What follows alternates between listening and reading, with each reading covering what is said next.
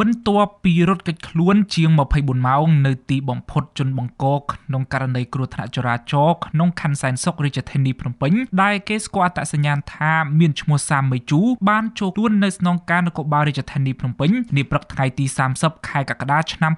2026នេះបើតាមការដឹងពីលោកសំវិជ្ជការអ្នកនាំពាក្យស្នងការនគរបាលក្រុងភ្នំពេញតាមលោកសំវិជ្ជការជនបង្ករូបនេះត្រូវបានគ្រួសារនាំខ្លួនមកឲ្យស្នងការក្រុងភ្នំពេញដើម្បីឲ្យសមត្ថកិច្ចអនុវត្តនីតិវិធីផ្លូវច្បាប់ការបង្ហាញខ្លួននៅស្នងការក្រុងភ្នំពេញរបស់ជនបង្កសាមេជូធ្វើឡើងក្រោយស្នងការនគរបាលរាជធានីភ្នំពេញលោកជួននរិនអំពាវនាវឲ្យជនបង្ករូបនេះចូលខ្លួនទទួលខុសត្រូវក្នុងសារបង្ហោះតាមបណ្ដាញសង្គមនៅយប់ថ្ងៃទី29កក្កដាលោកជួននរិនក៏បានបញ្ជាឲ្យសមត្ថកិច្ចជំនាញតាមចាប់អ្នកគប់កិតជួយលាក់បំពួនក្នុងករណីគ្រោះថ្នាក់ចរាចរណ៍នេះផងដែរគោលរំលឹកថានៅម៉ោងប្រមាណ11កន្លះយប់នៅថ្ងៃទី28ខែកក្កដាមានករណីគ្រោះថ្នាក់ចរាចរណ៍មួយដែលបានផ្ដាច់ជីវិតមន្ត្រីក្រសួងសាធារណការនិងដឹកជញ្ជូនម្នាក់នៅមុខផ្សារទំនើបអ៊ីអន2ក្នុងសង្កាត់ក្បួនខណ្ឌសែនសុខរាជធានីភ្នំពេញយោងតាមវីដេអូដែលបង្ហោះនៅលើបណ្ដាញសង្គមនារីដែលជាអ្នកបើកបររថយន្តបង្កគ្រោះថ្នាក់ចរាចរណ៍បានដើរចេញពីកន្លែងកើតហេតុក្នុងសភាពធម្មតាហើយឡើងជិះម៉ូតូកង់3ចេញទៅ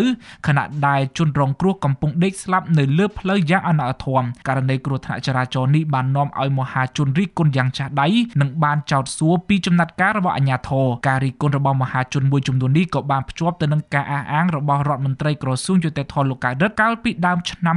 2024ដែលថាត្រូវតែអនុវត្តវិធានការផ្លូវច្បាប់ឲ្យបានម៉ឺងម៉ាត់ចំពោះអ្នកដែលបង្កគ្រោះថ្នាក់ចរាចរណ៍បណ្ដាលឲ្យស្លាប់អ្នកដទៃពលគឺជាវៀងដាច់ខាតបុកគេស្លាប់ហើយបងលុយរួចខ្លួនតាមរយៈសម្ដីលើបណ្ដាញសង្គមនៅថ្ងៃប្រហ័សទី30កក្កដានេះលោកបរិទ្ធកិនភៀនអ្នកជំនាញផ្នែកវិទ្យាសាស្ត្រនយោបាយកត់សម្គាល់ឃើញថាគ្រោះថ្នាក់ចរាចរណ៍ធ្ងន់ធ្ងរជាច្រើនដែលបង្កដោយអ្នកមានឥទ្ធិពលឬអ្នកមានទ្រព្យសម្បត្តិបានកើតឡើងជាបន្តបន្ទាប់គណៈជនបង្កមួយចំនួនកម្រទទួលខុសត្រូវភ្លាមៗការនេះធ្វើឲ្យជនរងគ្រោះខ្លះនៅតែមិនទាន់ទទួលបានសំណងនិងយុត្តិធម៌តាមផ្លូវច្បាប់ចំពោះលោកបរិទ្ធកិនភៀការបន្តកើតមានស្ថានភាពបែបនេះអាចធ្វើឲ្យពលរដ្ឋបាត់បង់ទំនុកចិត្តលើប្រព័ន្ធយុត្តិធម៌និងអាជ្ញាធរព្រមទាំងបង្កើនគម្លាតនិងភាពបែកបាក់នៅក្នុងសង្គមលោកបរិទ្ធកិនភៀអំពាវនាវឲ្យអាជ្ញាធរអនុវត្តច្បាប់ដោយយុត្តិធម៌តម្លាភាពស្មើភាពនិងគ្មានការរើសអើងដើម្បីធានាថាជនបង្កទាំងអស់ត្រូវទទួលខុសត្រូវតាមច្បាប់និងស្ដារទំនុកចិត្តរបស់សាធារណជនលើនីតិរដ្ឋ